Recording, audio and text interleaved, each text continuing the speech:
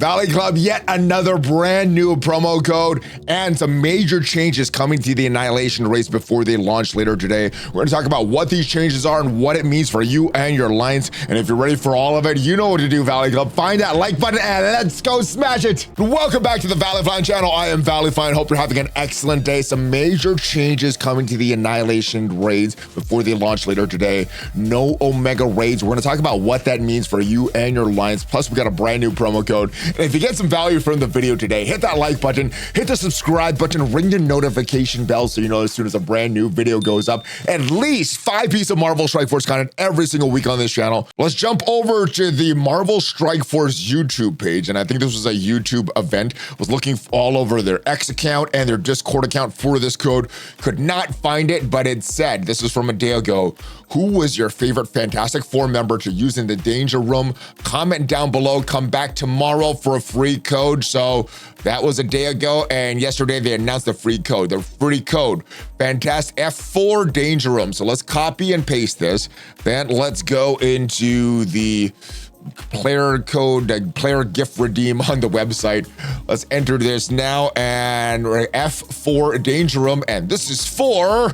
what is this for? This is for some antimatter and some shot credits. So some of the chapter currency and some of the legacy currency, each of that stuff. So you get some of the old stuff and some of the new stuff in your shop. And major announcement before it launches later today, the Annihilation raids Omega is gone. Only the Annihilation raid normal is coming. So commanders recently shared an upcoming Annihilation raid with the Players Council and envoys in the playtesting and feedback, and they've raised some concerns on the Omega version of the raids that we agree with and we'd like to evaluate.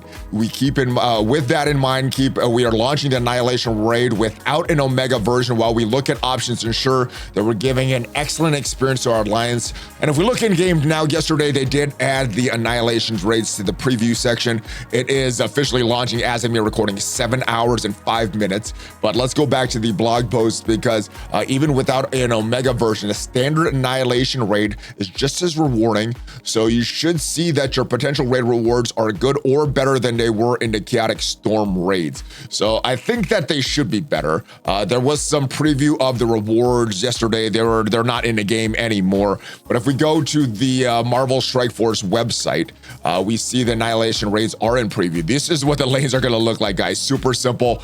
8 alliance members per strike team, 1 lane, 8 nodes. So yeah, no crisscrossing your maps or anything like that. Just go in your lane, don't switch lanes. I think on some of the test servers, some people did have the ability to switch lanes with people next to you. Now, do be careful with this, because you can jump lanes in front of you for your lane mate, but that means that you're not going to be able to do your own node. So if, let's say I'm in this bio node right here, and I could go to this mutant node, that mutant node, or my own. But if I go to this mutant node, I'm not going to be able to beat my own. So I would not be jumping lanes unless you have some serious coordination with your alliance. And if we scroll down and look at the rewards, it looks like they're still in preview. We got a lot of these T4s there, and it's pretty much the same even at the highest difficulty. So I guess we will have to wait and see what the final rewards are when it's launched officially in the game. And if we go to the initial introduction of the Annihilation raids, I think the problem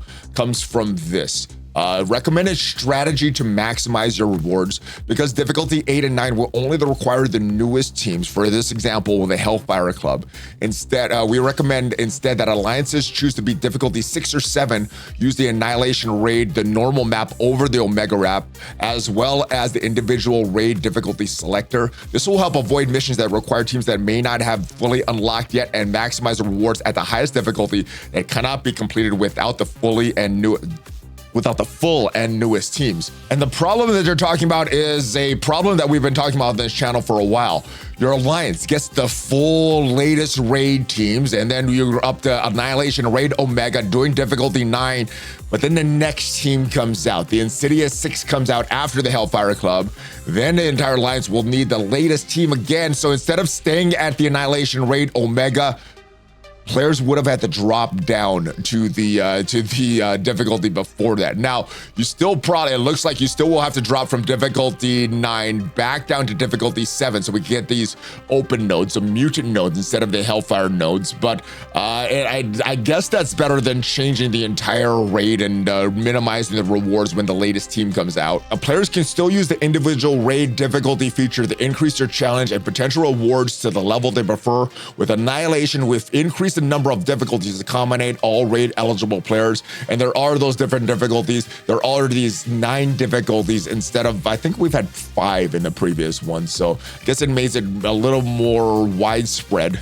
And the major difference between Chaotic Storm Normal and Chaotic Storm Omega, which I think is going to be the same difference between what they had planned for the Annihilation raids Omega and the normal Annihilation raids, is this difficulty selector. So we're in Omega right now for Chaotic Storm, and we're doing difficulty 5, which means that theoretically I could only increase the difficulty in Omega. I think that's the way it works. Whereas a normal, if my alliance was doing difficulty 5, I would be able to drop down to lower difficulties. So I believe the difference in Omega and normal, if you're an Omega, you could only go up in difficulty, which if your alliance is doing the highest difficulty, that's not possible. And with the normal, you could go down in difficulty, so your alliance can launch the highest difficulty raid. You could get the maximum rewards for the entire alliance, but if you are not able to do that, you could drop down and still contribute to your completion percentage for the alliance. So like I said, I think that is how the Chaotic Storm raids work now between the Chaotic Storm Omega and normal, and I think that is how the Annihilation raids would have launched, which would have made it a weird situation.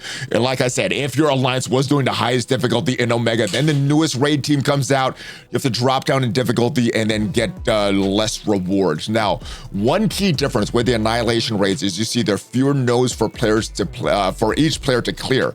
Though the rewards have not been reduced, we recognize that most players sim the raids, and having many nodes to sim each day was not an enjoyable experience. I believe what Ryan Jacobson and Pathfinder discussed in one of the recent Strike Spot episodes is they kind of wanted to make the raids a daily check-in. Before, they were kind of a puzzle to solve, and now they kind of want to move that puzzle to other game modes like the Danger Room and other things like that. And then the raids are kind of a check-in just to get your rewards, and I think that is kind of the direction that they want to move with these. You should get value of collecting and building a raid team, so expect your daily run of Annihilation raid to take less time than past raids, but still offer great value in terms of the rewards you earn. We recognize that the Omega version of the raid is an important way, is important to many of organized and collaborative alliances. And we want to ensure that we support your needs in this area. We're looking for ways to reward the coordination and group effort that alliances put into playing the raids together, and we want to share more details as soon as we can.